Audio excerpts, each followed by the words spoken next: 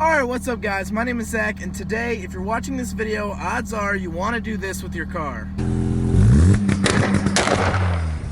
So, before we get into it, I know this isn't really true two-step because I don't have a turbo. This is just for loud pops. It's a rotary, it's fun to do. I know there's no performance benefit, I don't launch my car, but this is how I set it up to do that. We're in Tuner Studio MS Lite.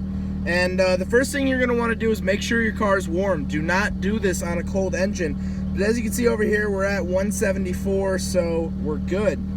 So all I'm doing is going up to basic settings, rev limiter, and right now my stock just driving around is 7,800. We're going to bring this down to 5,000. Hit burn, and then just put your foot on the pedal, floor it,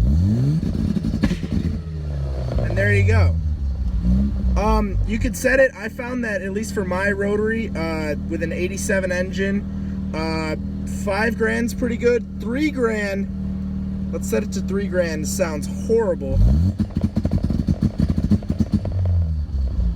Yeah, not good. So I found 5 grand seems to be the sweet spot. And that's all it is. It's literally just setting a rev limiter in the Tuner Studio MS Lite. I have a Megasquirt ECU, that's what I'm tuning with. Really basic, guys, and it's really cool to kind of show off at car meets and beat people.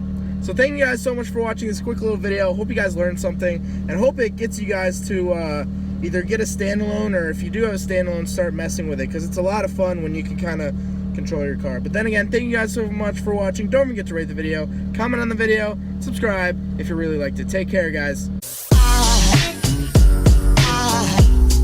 Aside from my soul.